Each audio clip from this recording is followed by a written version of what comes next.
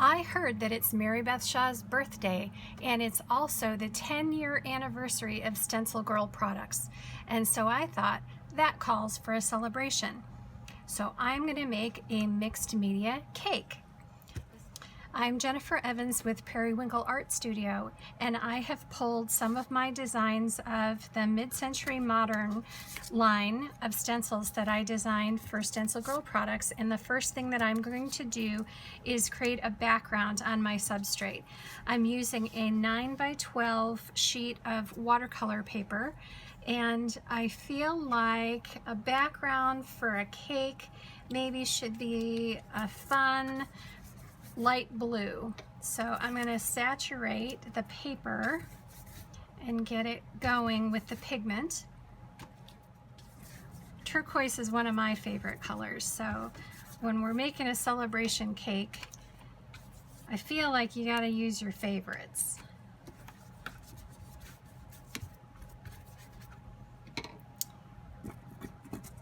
And this is going to be a very subtle background, so I'm just going to lay down the mid-century stencils over the wet pigment. The pigment is going to be drawn to the openings in the stencils.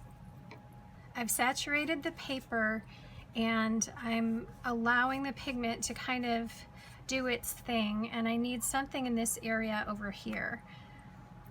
So I'm just going to finish off the lower right hand corner, maybe just for good measure swipe some additional color through the top here, these geometric designs.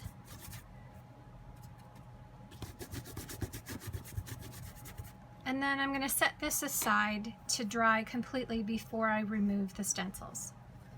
Next, I've pulled out a variety of different types of paper that I'm going to stencil on.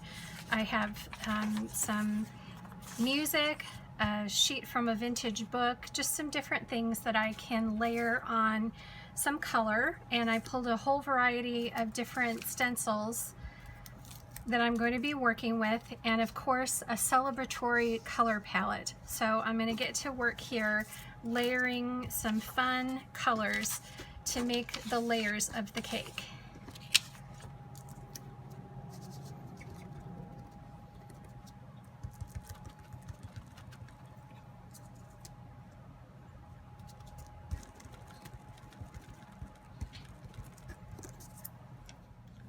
Now that I've got my different sheets of paper collaged with all these celebratory colors, I can cut them into layers of the cake. So let's see how the background did.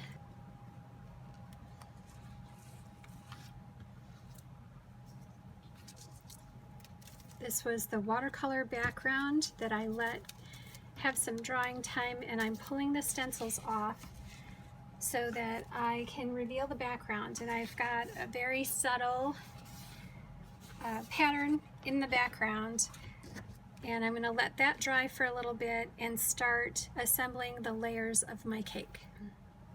Now, this is going to be a very tall cake with 4 layers, which I'm going to tack down using some matte gel. I'm going to get those in place next.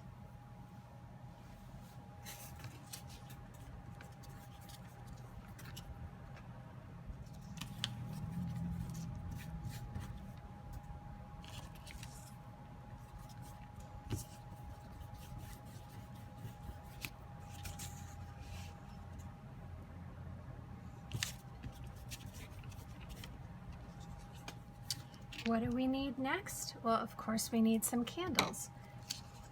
Out of my scraps that I cut, I'm going to make, we'll see if we can fit 10 of them on there. But I could always paint in the flame, and then I'm going to add a pedestal for the cake.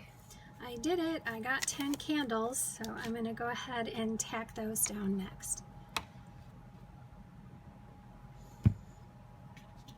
And I'm going to put these kind of haphazard because some of them are going to be sitting on top of the cake, some of them are going to be overlapping the cake. kind of like they're just having their own party. Because this is a celebration. I'm going to go ahead and create a cake pedestal here using a Neocolor, which is a water-soluble crayon.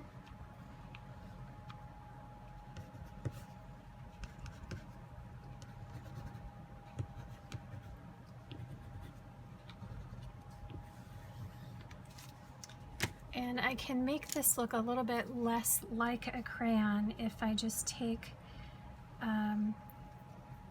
brush with water and pull the color around. So it's going to have more of a watercolor effect than the crayon look. Although I do like leaving some of that roughness as part of the design.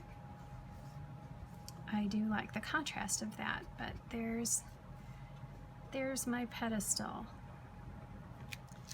Of course, the celebration begins when you light the candles, so I'm going to try to see if these Inktense pencils are going to create a flame up here.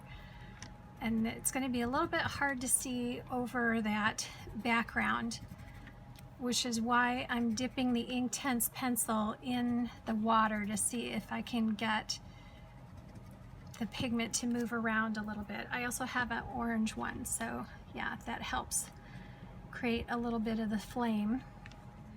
Now I have a soft lead. This is a 3B lead pencil, and I'm just gonna put a few little details here and there. I don't want a lot of black outline on this because I don't want anything to look harsh, but I do want just a little bit of definition here and there. And I might even come in with a white paint pen and add a few little highlights and accents every once in a while.